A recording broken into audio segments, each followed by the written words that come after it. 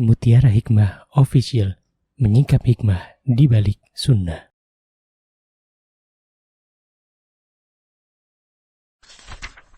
Salurkan donasi terbaik Anda untuk mendukung dakwah Mutiara Hikmah Official. Mari siapkan bekal akhirat kita. Jangan lewatkan kesempatan emas ini. Ayo kita berkontribusi dalam program pembangunan Masjid Mutiara Hikmah yang dibina langsung oleh Ustadz Hanan Yasir MA dan Ustazah Imro'atul Azizah. Raih pahala umroh setara haji dalam program Umroh I'tikaf Ramadan di tahun 2026. Perjalanan penuh makna, bimbingan penuh ilmu bersama Ustadz Hanan Yasir MA dan Ustazah Imro'atul Azizah. Tempat terbatas, daftarkan diri Anda sekarang juga. Jangan lewatkan sensasi umroh full faidah plus daurah fikih hijrah di bulan Syawal tahun 2026 bersama Ustadz Hanan Yasir MA dan Ustazah Imro'atul Azizah. Tempat terbatas, daftarkan diri Anda sekarang juga.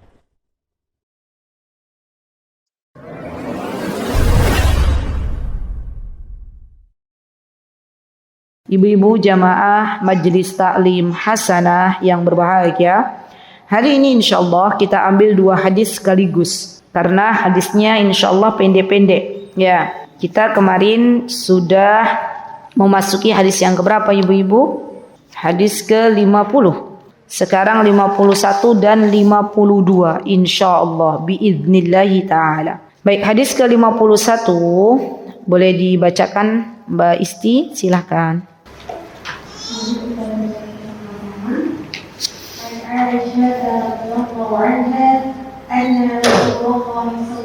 Allahumma salli wa sallim.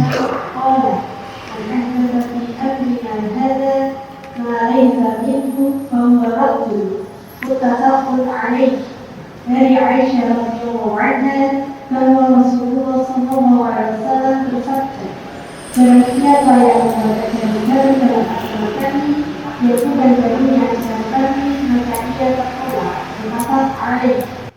Baik, terima kasih, jazakillahu khair. Ibu-ibu yang saya cintai karena Allah, hadis ini adalah pondasi dasar bagi kita orang-orang beriman yang ingin beribadah kepada Allah Subhanahu wa taala. Jadi ini hadis dasar di mana hadis dasar pondasi ini berkaitan dengan zahir. Jadi disebutkan oleh Syekh Utsaimin rahimahullahu taala bahwa hadis ini ada kaitannya dengan sesuatu yang zahir, yang terlihat. Kalau sesuatu yang kaitannya batin yang tidak terlihat dalam beribadah kepada Allah itu ada di hadis pertama, hadis Arba'in An-Nawawiyah. Innamal a'malu binniyat. Ya. Dan innamal a'malu binniyat itu berkaitan dengan niat. Tidaklah seseorang diterima amalnya di hadapan Allah Subhanahu wa taala. Kalau kita pengen amal kita diterima ibu-ibu, tidak sia-sia. Apa yang sudah kita lakukan, apa yang sudah kita keluarkan dari harta, apa yang sudah kita kerahkan dari waktu kita pengen diterima amalannya oleh Allah, dua syarat ini harus dipenuhi. Yang pertama adalah tidaklah kita mengerjakan sebuah amal salih kecuali kita mengharapkan ridhonya Allah Subhanahu wa taala. Dan ini kaitannya ada dengan niat. Ada di dalam hadis pertama, innamal a'malu binniyat. Kata para ulama termasuk Syekh Utsaimin, ini adalah zahirnya. Jadi setiap muslim harus belajar.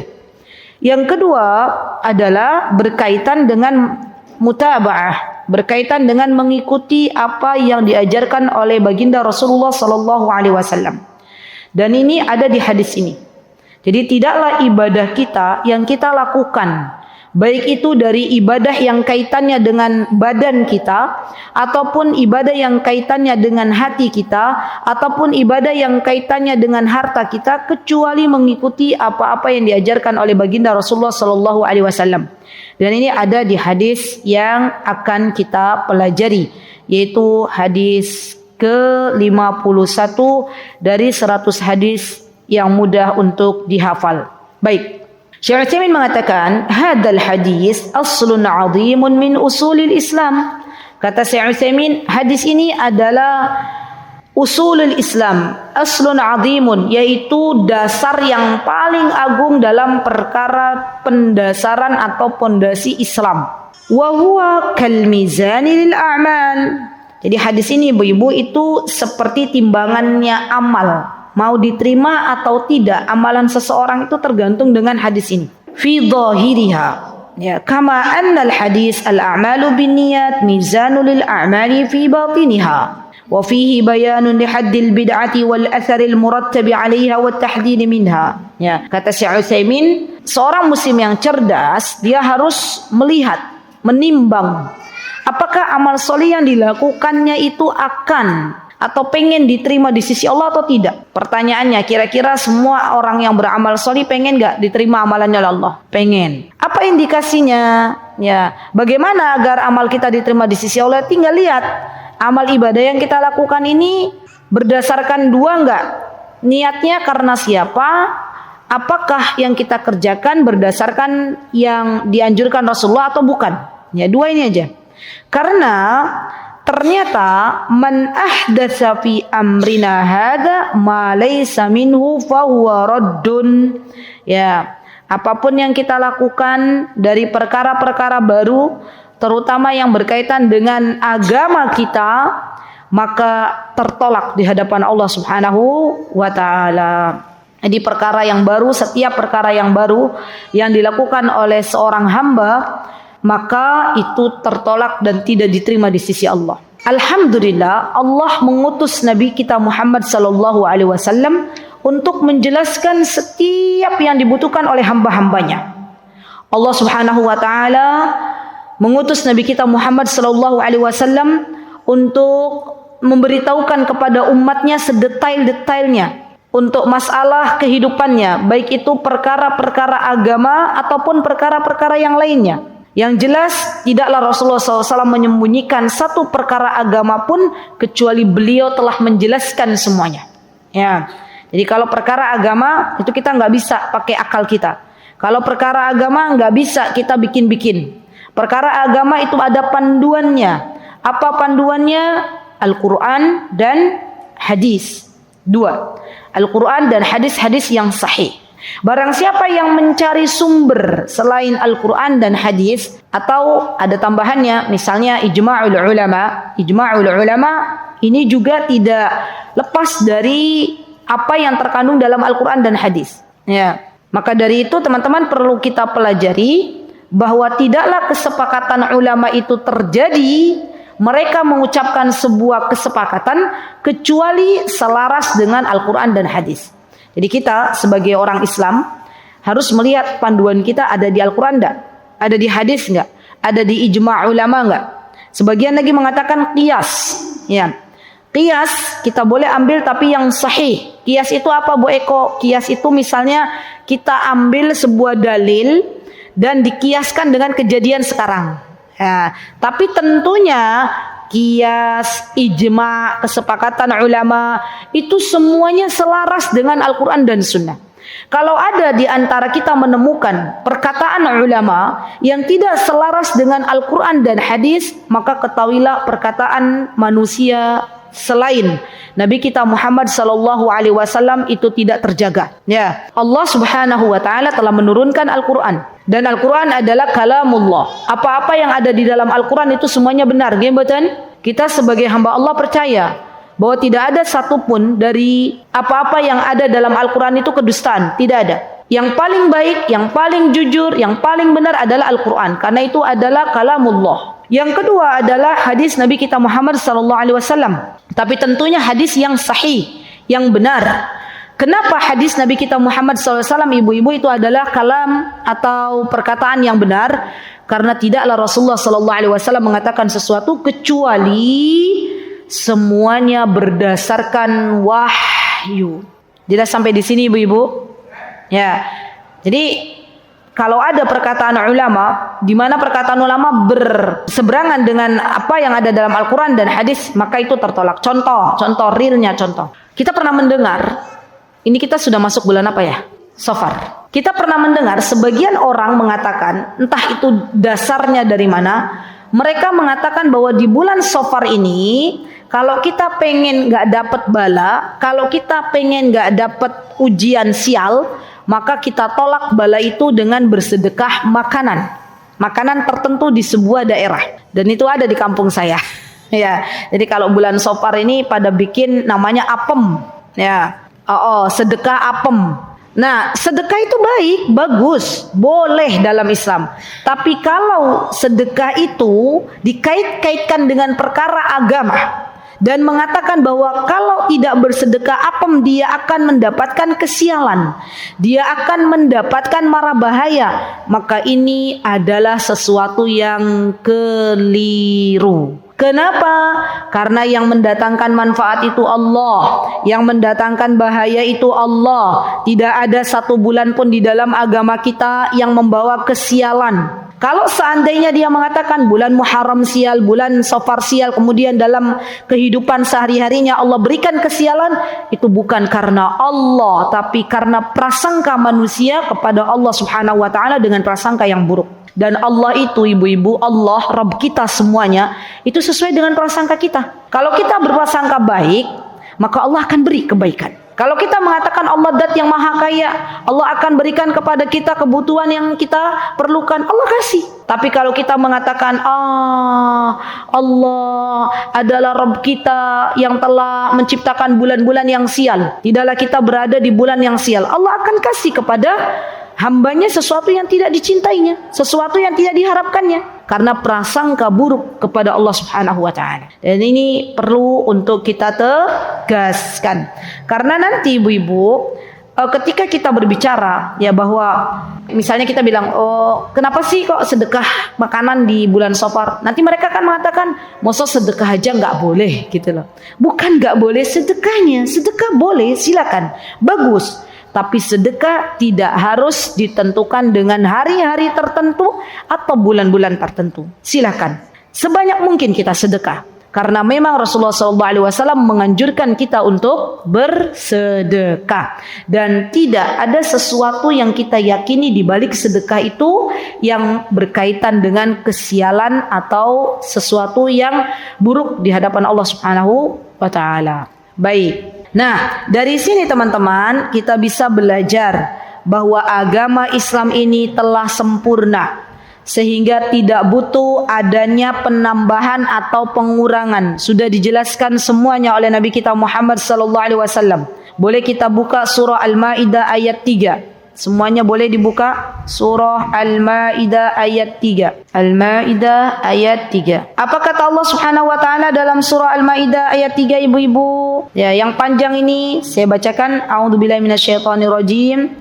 Hurrimat 'alaikumul maitatu wad-damu wa lahmul khinzir wa ma uhilla li ghairillahi bih والمنخنقة والموقودة والمتردية والنطيحة وما أكل السبوع إلا ما ذكيتم وما ذبح على النصب وأن تستقسموا بالأزلام ذلكم فسق اليوم يئس الذين كفروا من دينكم فلا تخشوهم واخشون. Nah ini syahidnya. Al-yawma akmaltu lakum dinakum wa atmamtu alaikum ni'mati wa raditu lakumul islam dina. Ini syahidnya di sini. Al-yawma akmaltu lakum dinakum. Kata Allah, pada hari ini aku sempurnakan agama untuk kalian. Wa raditu lakumul islam dina. Kata Allah, wa raditu lakumul islam dina. Dan aku ridha Islam sebagai agama kalian. Dan ini menunjukkan bahwa agama Islam ini adalah agama yang telah disempurnakan oleh Allah Subhanahu wa taala dengan didatangkan utusan dari Nabi kita Muhammad sallallahu alaihi wasallam. Jadi kita gimana ustazah dalam menyikapi ajaran agama Islam ini? Kita cukup memfollow ibu-ibu. Kita cukup ngikut aja. Tidak usah kita cari-cari yang baru. Kita ikut apa yang diajarkan oleh Nabi kita Muhammad SAW, kita kerjakan. Apa yang tidak diajarkan kita nggak perlu mengerjakan. Karena bagian dari tipu daya syaitan, ini ingat-ingat ya, bagian dari tipu daya syaitan itu menjauhkan hamba-hamba Allah dari apa-apa yang diajarkan oleh baginda Rasulullah. Ya, menyibukkan dengan sesuatu yang gak diajarkan oleh Rasulullah, itu bagian dari tipu daya syaitan. Dan banyak disebutkan oleh Rasulullah SAW, banyak nanti hamba-hamba Allah yang mereka seakan-akan mengerjakan berbagai macam ibadah, menyibukkan diri mereka dengan ibadah, tapi ternyata di akhirat dia tidak lagi melihat pahala di sisi Allah Subhanahu wa taala. Kenapa? Karena amalan yang dia lakukan tidak sesuai dengan apa yang dianjurkan oleh Nabi kita Muhammad sallallahu alaihi wasallam. Ya, jadi eman, sayang. Nah, bagaimana caranya agar amalan kita sesuai dengan apa yang dianjurkan oleh Nabi kita Muhammad SAW? Di antaranya adalah dengan banyak-banyak duduk di majelis ilmu, banyak-banyak belajar agama. Barang siapa yang dia belajar agama, yang sering duduk di majlis ilmu, maka Allah akan berikan hidayah kepadanya, Allah akan berikan petunjuk kepadanya, Allah akan beritahukan kepadanya ini yang salah, ini yang benar, ya. Allah akan beritahukan kepada hamba ini bahwa yang dilakukan selama ini tidak ada dasarnya, tidak ada dalilnya, dan Allah berikan kebaikan setelahnya, yaitu mengerjakan sesuatu yang dianjurkan oleh Nabi kita Muhammad sallallahu alaihi wasallam. Wallahi ibu-ibu, banyak di antara jebakan syaitan di dalam kehidupan ini. Dan di antara yang paling mengerikan itu menjauhkan seseorang dari ajaran Islam yang murni, dari ajaran Islam yang diajarkan oleh Nabi kita Muhammad SAW, dan melihat kepada orang-orang yang berpegang teguh dengan apa yang dianjurkan oleh Nabi kita Muhammad SAW itu, melihat dengan pandangan yang menghina gitu loh, pandangan yang tidak suka. Dan ketahuilah bahwa apa yang dianjurkan oleh Nabi kita Muhammad SAW pada zaman ini menjadi sebuah keanehan, menjadi sebuah keterasingan. Maka dari itu Islam itu muncul dalam keadaan gharib, bada al-islamu gharib wa sayaudu gharib. Islam itu dulu ketika Rasulullah SAW diutus menjadi Nabi dan Rasul, maka ketika itu orang-orang jahiliyah, orang-orang musyrikin mengatakan, apa itu yang dibawa oleh Muhammad? Ya, itu adalah sesuatu yang aneh, gitu ya. Kenapa? Karena bertolak belakang dengan budaya yang telah dilakukan oleh orang-orang musyrikin. Islam akan menjadi aneh kembali setelah banyak kebodohan di sana sini. Ilmu dicabut oleh Allah Subhanahu wa taala dari muka bumi ini. Bagaimana cara Allah mencabut ilmu dari muka bumi ini? Dengan mewafatkan ulama. Karena selama ini ulama yang menjelaskan kepada kita bahwa ini adalah ajaran yang diajarkan oleh Rasulullah SAW. Ini adalah ajaran yang tidak diajarkan oleh Nabi kita Muhammad SAW. Ya. Dan ketika para ulama diwafatkan oleh Allah, artinya ilmu dicabut. Kalau ilmu sudah dicabut, orang bingung. Ini gimana nih? Ya, satu kampung mengerjakan amal solih A, padahal misalnya, contohnya misalnya itu bukan sesuai dengan apa yang dianjurkan oleh Nabi kita Muhammad SAW. Karena kita ikut arus, karena kita ikut-ikutan orang banyak, akhirnya kita ikutan. Ya, karena kita dasarnya pekewoh, karena kita katakan nanti kalau nggak melakukan itu nanti kita dianggap aneh, maka kita melakukan. Ya, dan memang Islam itu akan kembali kepada keanehan. Dan ingat ibu-ibu, ingat, jangan pernah terucap dari lisan kita sesuatu yang akhirnya mengejek agama Islam yang mulia ini. Ya, jadi nanti akan banyak orang-orang yang berpegang teguh dengan agama yang mulia ini akan banyak mendapatkan hinaan, mendapatkan ejekan dari orang-orang yang jauh ya dari agama yang mulia ini. Mereka akan mengatakan, ngapain sih pakai jilbab, ya, ngapain pakai celana yang tidak isbal, ya, ngapain melakukan sholat sunnah, ya. Mereka akan mengatakan seperti itu. Padahal itu adalah sebuah anjuran dari Nabi kita Muhammad sallallahu alaihi wasallam. Di pokok dari pembahasan ini ibu-ibu adalah jangan pernah kita mencari sesuatu yang baru dalam perkara agama. Perkara dunia boleh ustazah, boleh. Ya. Kalau ada syubhat yang mengatakan, oh kalau kamu bilang bahwa nggak boleh mencari perkara yang baru dalam suatu hal, berarti kamu nggak usah naik pesawat. Kan dulu Rasulullah juga naiknya unta. Ya. Berarti kamu nggak usah memegang HP. Kenapa? Karena dulu Rasulullah SAW nggak ada HP. Nah, itu perkara dunia. Perkara dunia boleh. Bahkan Rasulullah SAW mengatakan, antum a'lamu bi umuri dunyakum. Kata Rasulullah, kalian lebih tahu untuk urusan duniamu. Jadi untuk masalah dunia boleh kita mencari atau kita mempraktekkan sesuatu yang baru, berinovasi. Tapi untuk perkara agama kita tidak diperkenankan untuk berinovasi atau mencari sesuatu yang baru, baik dengan menambahnya atau menguranginya. Gitu ya. Baik. Dan ibu-ibu yang saya cintai karena Allah, tidak ada di dalam agama kita ini perkara yang baru dalam agama terbagi menjadi perkara yang baik dan perkara yang buruk. Nggak ada. Ya. Semua perkara yang baru di dalam agama Islam ini adalah tertolak. Ini kaidahnya. Kenapa Ustazah berkata begitu? Karena akan banyak orang-orang yang mengatakan, toh itu kan amal solih, itu kan kebaikan. Masa melakukan kebaikan tidak boleh, gitulah. Dan orang akan membaginya perkara-perkara yang baru, di antaranya dibagi menjadi dua kata mereka. Ada yang tidak baik, ada yang nggak baik. Ada yang tidak baik, ada yang baik. Yang baik boleh diterima, yang tidak baik tidak boleh diterima. Ya, dan ini adalah sesuatu yang keliru. Karena semua perkara yang baru di dalam agama ini adalah tertolak. Dan kalau kita ibu-ibu mempercayai adanya perkara yang baru di dalam agama Islam, berarti kita telah menuduh Rasulullah Shallallahu Alaihi Wasallam menyembunyikan sesuatu. Ini lebih parah lagi. Kan Rasulullah sudah menjelaskan semuanya. Kalau kita mengatakan, ini sesuatu yang Rasulullah belum menjelaskan gitu, kita bikin sesuatu yang baru aja, berarti secara tidak langsung kita menuduh Rasulullah SAW menyembunyikan sesuatu kepada umatnya. Dan ini adalah tuduhan yang keji, gitu ya. Ini perlu kita pahami baik-baik. Kemudian Syekh Utsaimin membagi perkara-perkara yang baru ke dalam beberapa pembagian. Nah, ini juga Masya Allah ya, beliau detail gitu dalam menjelaskan sesuatu, Masya Allah. Yang pertama, beliau mengatakan bahwa ada perkara-perkara yang baru yang berkaitan dengan akidah.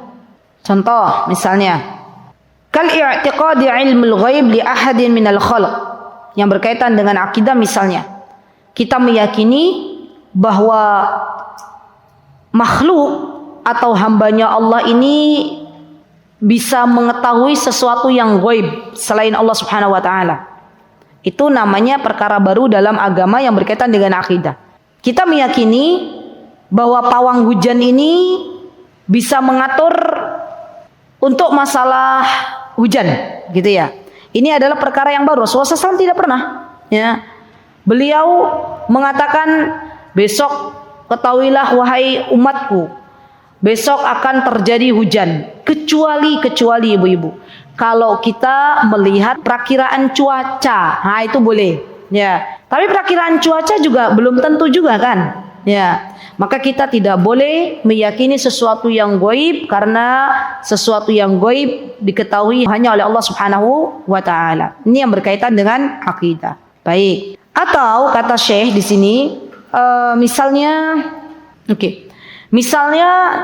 ada orang mengatakan begini, ada seseorang dari makhluknya Allah yang bisa menemukan barang itu hilang. Ya, dalam hal ini ibu-ibu, perkara gaib, kan yang mengetahui barang kita hilang itu Allah. Kalau sampai ada orang mengatakan bahwa sesuatu yang hilang, yang bisa menemukan barang itu adalah makhluknya Allah, maka sesungguhnya dia telah berbuat sesuatu yang keliru di dalam agama kita. Karena itu adalah perkara baru. Rasulullah nggak pernah zaman dulu kala ketika ada barangnya hilang, kemudian Rasulullah mendatangi orang pintar untuk bertanya, di mana barangku atau di mana tongkatku, tolong carikan. Nggak ada. Ya, dan ini adalah perkara yang baru dalam masalah akidah. Yang kedua, perkara yang baru dalam masalah ibadah, dan ini banyak sekali orang terjatuh dalam hal ini. Selamat di bab pertama, ya, meyakini bahwa Allah itu adalah zat yang maha memberikan rizki, meyakini bahwa Allah Azza wa Jalla zat yang maha disembah, meyakini bahwa Allah Azza wa Jalla memiliki nama dan sifat-sifat, ya, selamat itu. Tapi yang kedua ini kadang orang banyak terjatuh di dalamnya. Dia melakukan perbuatan-perbuatan yang mengatasnamakan agama yang berkaitan dengan ibadah. Ya, contoh misalnya, ini banyak nih, membaca zikir bismillah 1000 kali. Contoh, Bu, apakah pernah Rasulullah SAW memerintahkan kita untuk membaca bismillah 100 kali, 1000 kali? Tidak. Ya.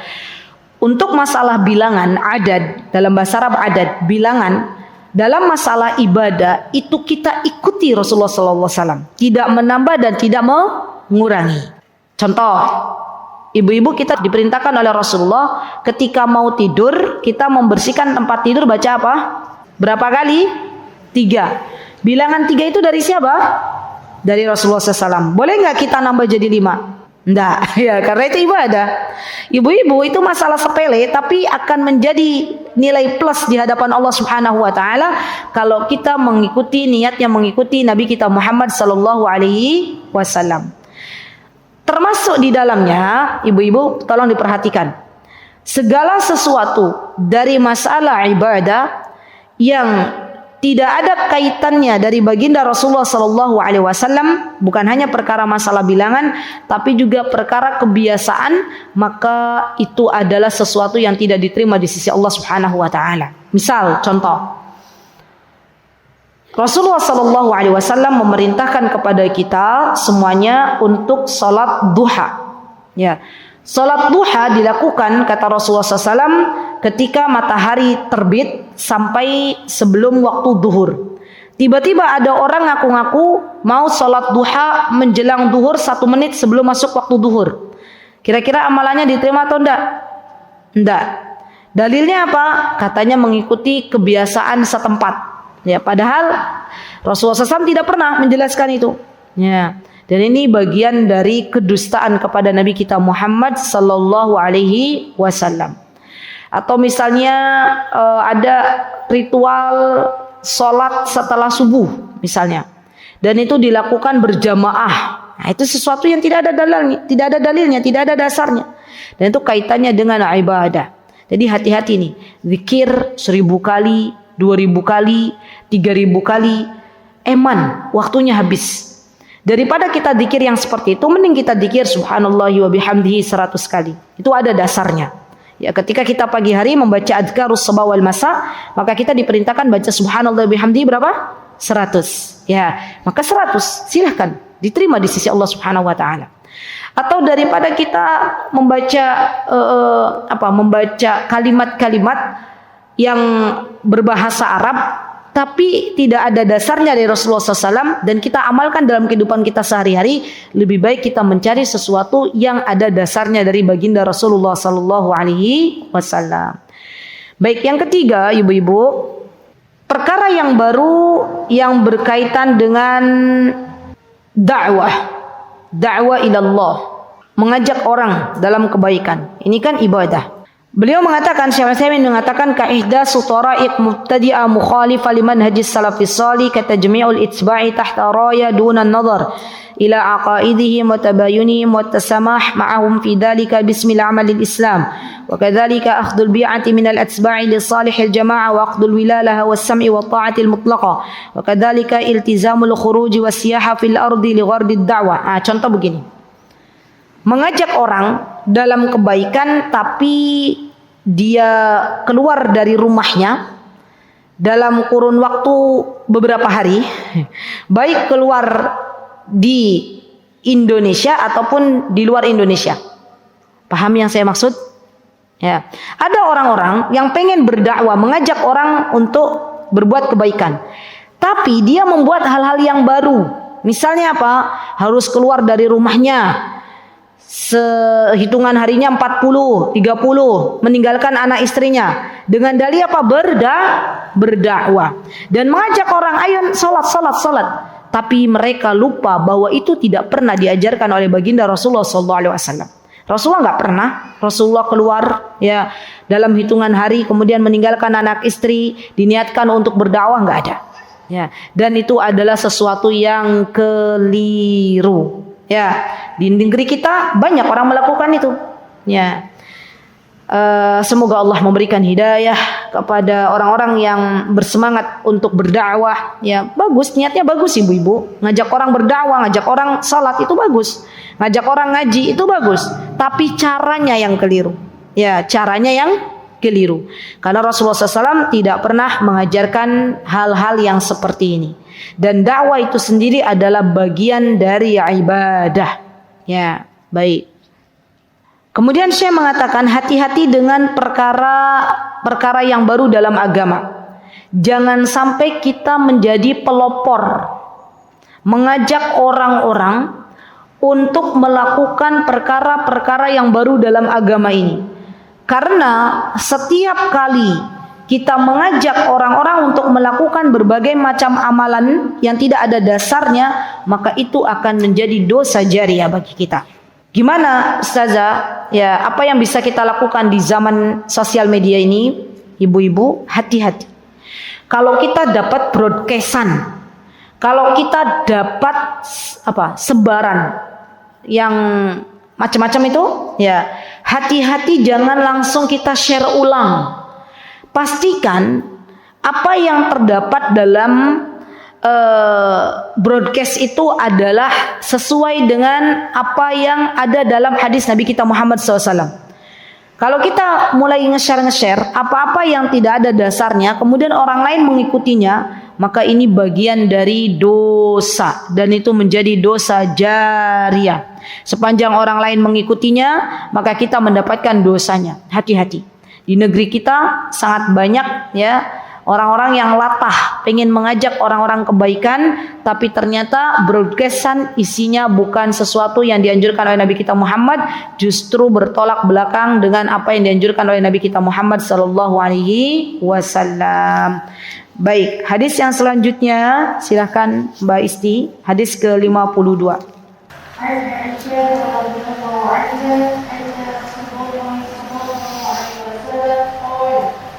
أحب الأعمال إلى الله تعالى أدومها وإن قل متفق عليه.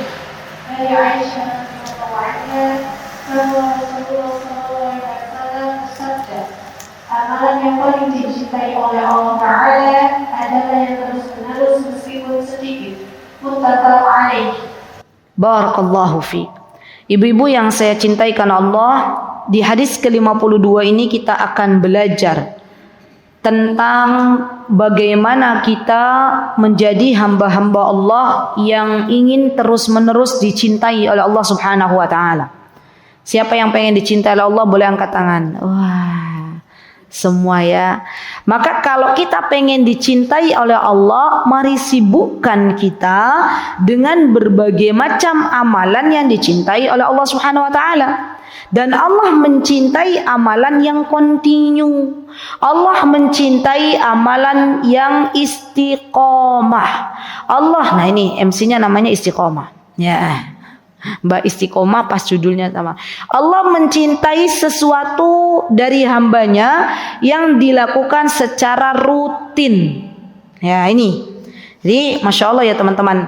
Kalau kita berbicara masalah istiqomah, ya maka itu adalah perkara yang teorinya mudah untuk didengarkan, tapi kita butuh pertolongan Allah dalam menjalankannya. Gimana ibu-ibu? Nah, gimana caranya Ustazah biar kita bisa istiqomah, biar kita bisa continue, biar kita bisa rutin dalam melakukan berbagai macam amal soleh? Yang pertama ibu-ibu, ini yang sering ditanyakan, tips untuk istiqomah. Yang pertama adalah meminta pertolongan kepada Allah Subhanahu wa taala. Wallahi tidak ada yang bisa menjadikan kita untuk beribadah kepada Allah barang hanya berzikir, membaca subhanallah, kecuali kita ditolong oleh Allah Subhanahu wa taala. Maka perbanyaklah berzikir, Allahumma a'inni ala dzikrika wa syukrika wa husni ibadatik. Ya, itu doa zikir yang kita terus baca. Ya, terutama fi duburis salah. Terutama setelah kita melakukan salat 5 waktu. Allahumma a'inni ala dzikrika wa syukrika wa husni ibadati. Atau kita baca doa ya muqallibal qulub, tsabbit qalbi ala dini. Itu yang pertama. Yang kedua, ibu-ibu, kita pilih amal solih yang amal solih itu ada anjurannya dari Nabi kita Muhammad SAW dan kita mampu untuk mengerjakannya. Kenapa Ustazah kok kita milih amal solih yang seperti itu? Sekali lagi bahwa ternyata Allah zat yang maha baik telah membukakan pintu-pintu amal solih untuk kita berbeda-beda. Ya. Nah, sekarang kita pilih yang mampu kita lakukan kontinu itu apa? Ya. Misalnya, saya itu sibuk ya dari pagi sampai sore. Ada mukrota nggak? Mukrota nggak ada. Yaitu sibuk muter-muter gitu ya. Kalau jenengan sibuk muter-muter, berarti jenengan berzikir sama Allah. Ya, subhanallah, alhamdulillah, wala ilaha illallah, wallahu akbar. Dawamkan, kontinukan, rutinkan. Ya. Atau misalnya ibu-ibu, saya sukanya masak Ustazah, dan saya sukanya berbagi. Ya udah, kontinukan. Setiap pagi hari, ya, ibu-ibu bikin nasi 5 bungkus. Ya, bagi-bagi. Ya, tiap hari. Berat Ustazah 5 bungkus, 1 bungkus. Ya, bikin. Terus bagi ke tetangganya. Ya, bagi ke orang-orang yang lewat. Ya, itu sesuatu yang kontinu. Atau misalnya apalagi ibu-ibu. Ibu-ibu itu apa sih sesuatu yang mampu kita lakukan? Misalnya saya senang mengajar. Ya, senang mengajar. Karena saya senang mengajar, maka bagi saya, ya amal solih yang saya mampu untuk melakukannya adalah mengajar. Ya sudah mengajar. Ya. Sekarang tulis deh, biar nggak bingung. Ibu-ibu tulis. Baik yang online maupun yang offline, tulis semuanya. Amal solih yang mudah untuk saya lakukan dan saya bisa continue di dalamnya. Tulis. Apa aja boleh. 1 aja dulu. Jangan banyak-banyak. Sudah dapat belum? Ustazah, saya itu senang bikin kopi.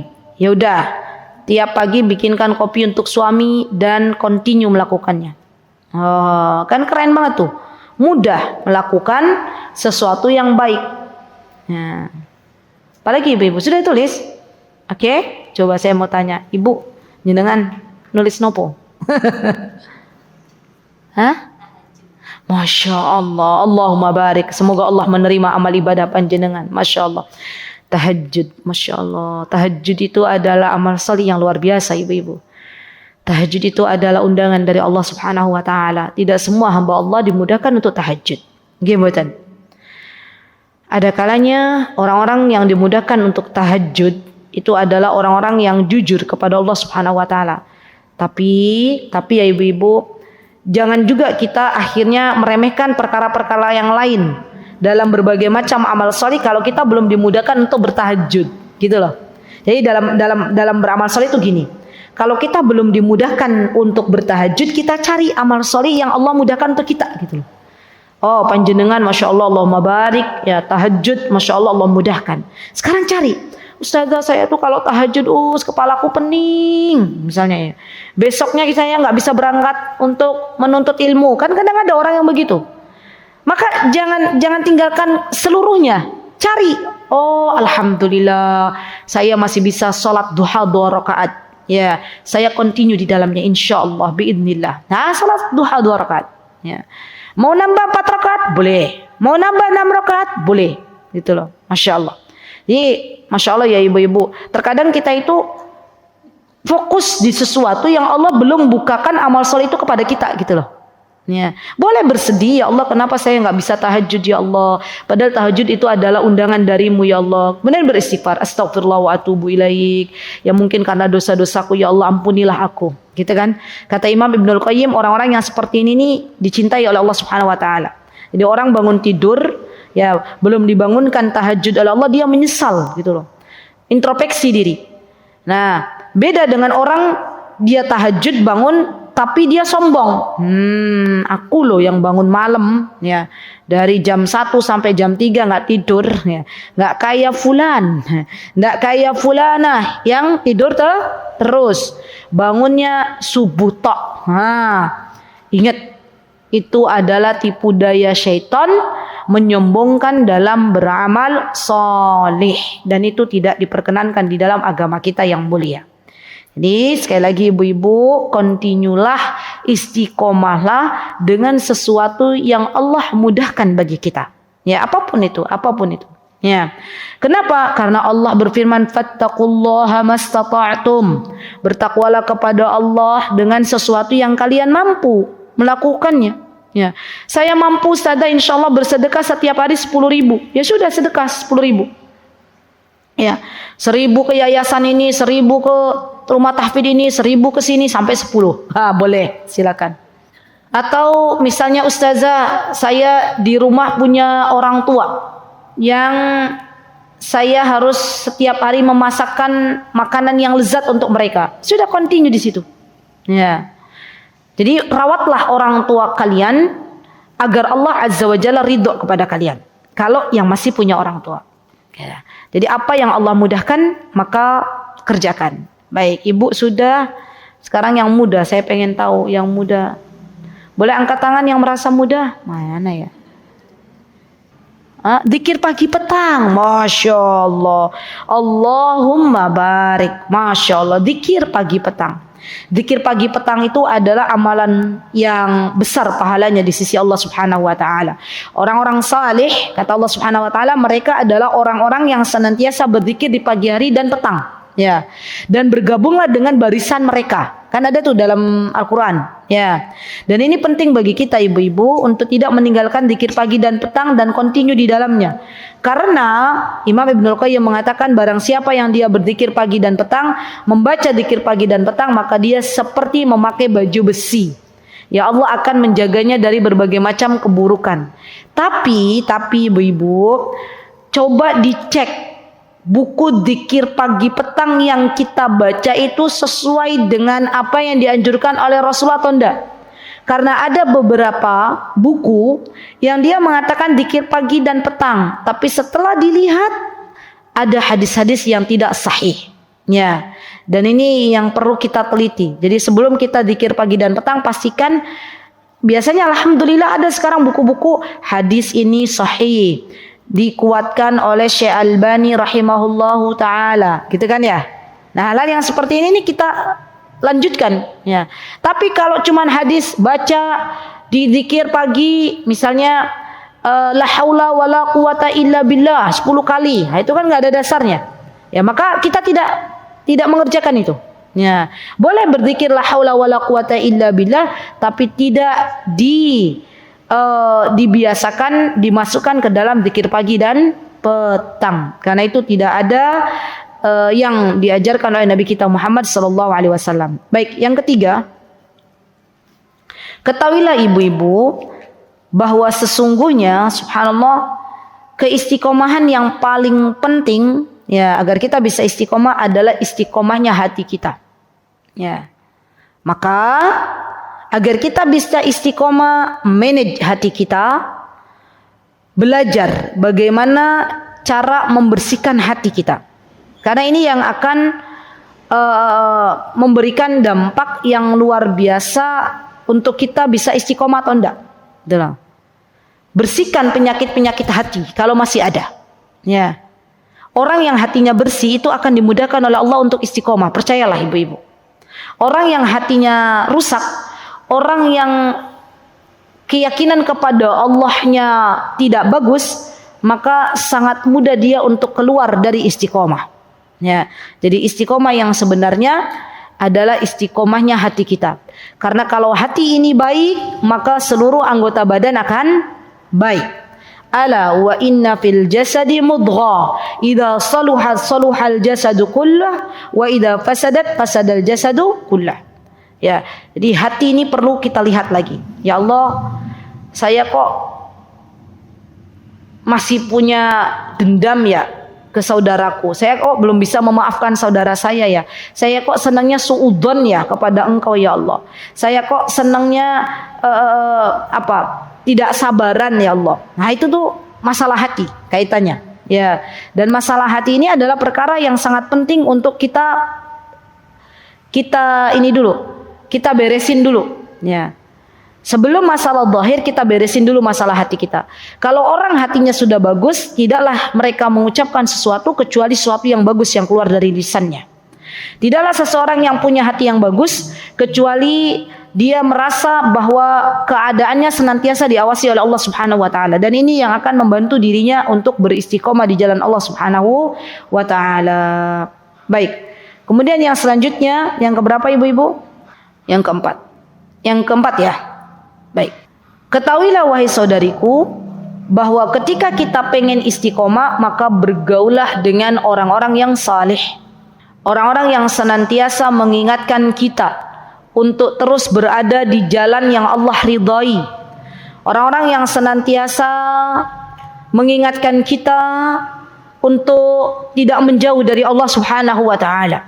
Orang-orang yang senantiasa obrolannya itu obrolan masalah akhirat.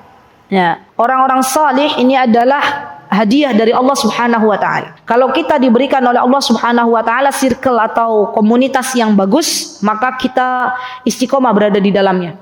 Ya. Kenapa? Karena kita akan dimudahkan oleh Allah Subhanahu wa taala untuk istiqomah. Ya. Beda ketika kita bergaul dengan orang-orang yang tidak baik. Beda ketika kita bergaul dengan orang-orang yang senangnya ngompor-ngomporin kita jauh dari Allah Subhanahu wa taala. Yang ada kita mau istiqomah itu berat. Ya, kita dapat nyinyiran, kita dapat bulian. Padahal kita butuh orang untuk bisa sama-sama beribadah istiqomah di hadapan Allah Subhanahu wa taala. Jadi kadang orang-orang yang baru berhijrah, ibu-ibu, ya, teman-teman yang baru berhijrah ini butuh komunitas, butuh support, butuh teman-teman yang saling menguatkan. Ya, gimana biar istiqomah? Ya bergaulah dengan teman-teman yang baik, bergaulah dengan komunitas-komunitas yang bagus. Ya. Subhanallah. Hamba-hamba Allah yang baru berhijrah ini pasti akan diuji oleh Allah Subhanahu wa taala. Itu sebuah kepastian. Dan kalau ujiannya itu berat baginya dan Allah memberikan kepadanya teman-teman yang baik, maka insya Allah lulus ujiannya. Tapi sebaliknya, dalam masa-masa transisi setelah berhijrah, dia punya teman yang gak baik, yang hobinya mengajak dia untuk kembali ke jalan yang sebelumnya, maka lambat laun dia akan keluar dari keistiqomahan. Dan ini penting untuk kita minta kepada Allah, ya Allah berikanlah kepadaku teman-teman yang baik, ya Allah berikanlah kepadaku lingkungan yang baik, ya Allah jauhkanlah hamba dari orang-orang yang tidak baik, ya Allah jauhkanlah hamba dari lingkungan yang tidak baik. Ya, jadi di zaman sekarang ibu-ibu yang namanya berteman tuh bukan hanya di dunia nyata, tapi di dunia maya juga kita perhatikan. Ya, banyak orang-orang yang awalnya istiqomah, yang awalnya berpegang teguh dengan agama, akhirnya tergelincir. Sebabnya apa? Sebabnya punya teman di sosial media yang tidak baik.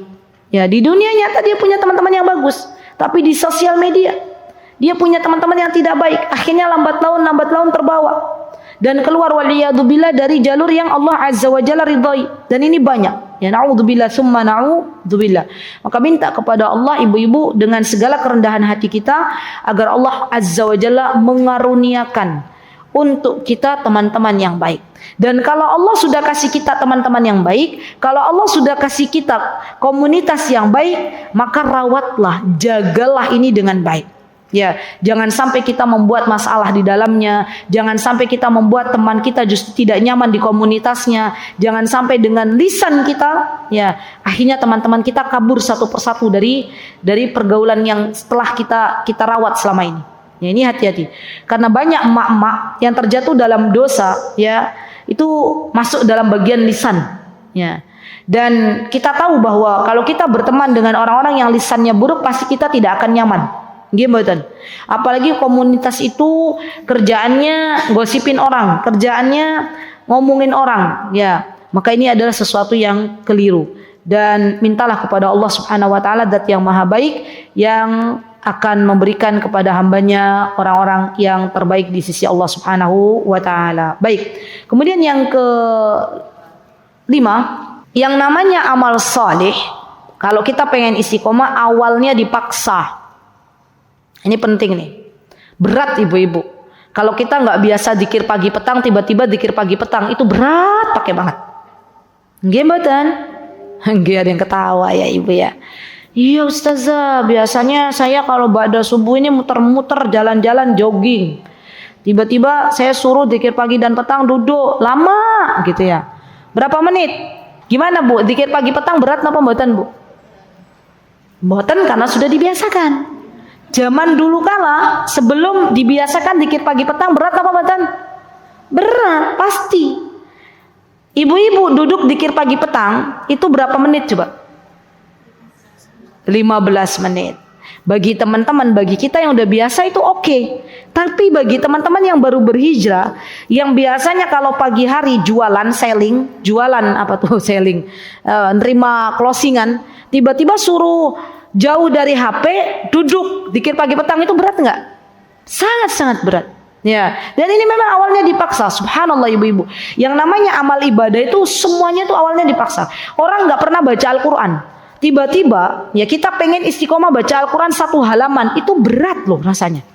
Yakin berat. Enggak kok us, ana biasanya one day one juz. Wah, itu kan kebiasaan ibu.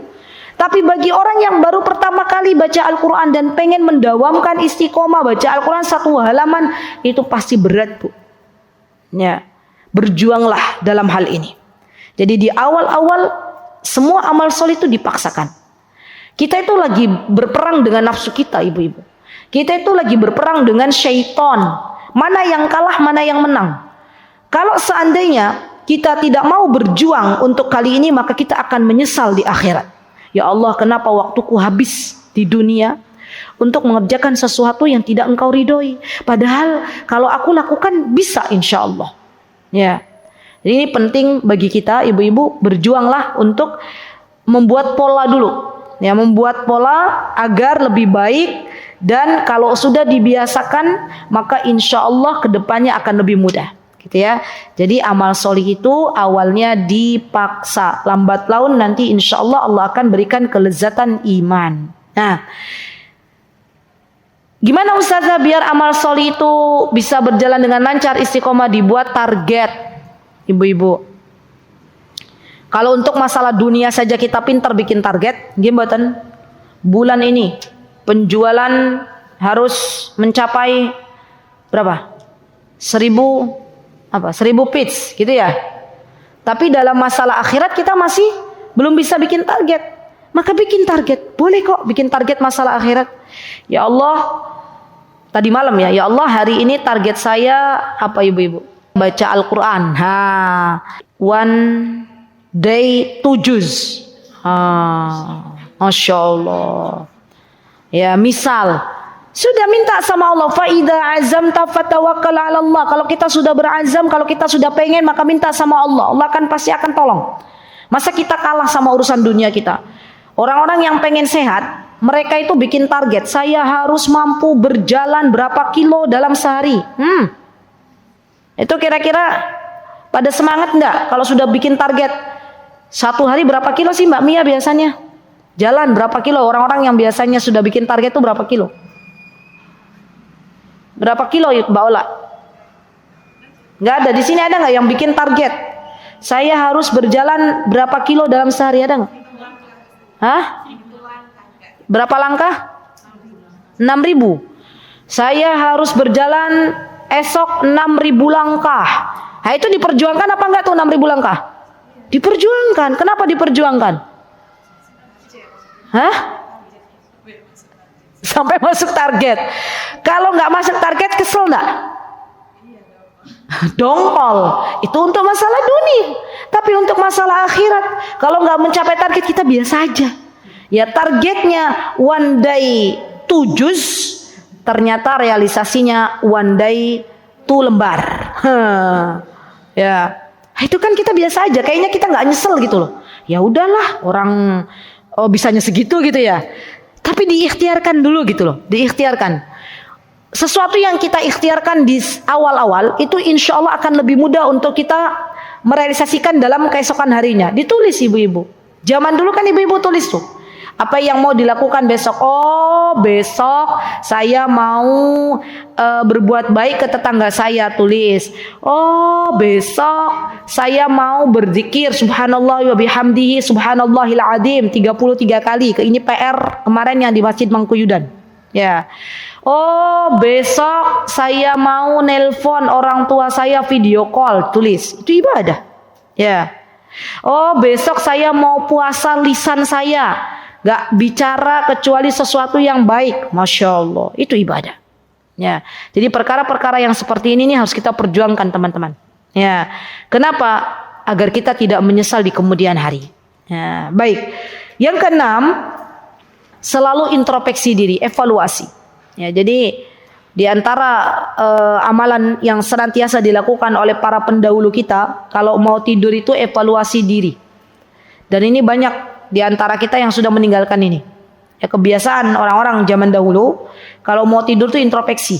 Ya, dari tadi pagi aku ngapain ya? Oh, tadi pagi alhamdulillah saya bisa ke Masjid Mutiin menghadiri majlis ta'lim hasanah, alhamdulillah. Oh ya Allah, tadi sebelum duhur kok ya saya ketemu temanku di pengajian ya di masjid. Ngobrol malah jadi ngomongin orang, astagfirullahaladzim. Kan ya namanya emak-emak begitu kadang. Ya, awalnya ngobrol, ya tanya materi, kemarinnya nggak hadir, tiba-tiba nyerempet ngomongin orang. Astagfirullah wa atubu ilaik. Oh, tadi siang saya nggak nurut sama suami. Ya, suami saya lagi manggil, saya bilang sebentar Pak.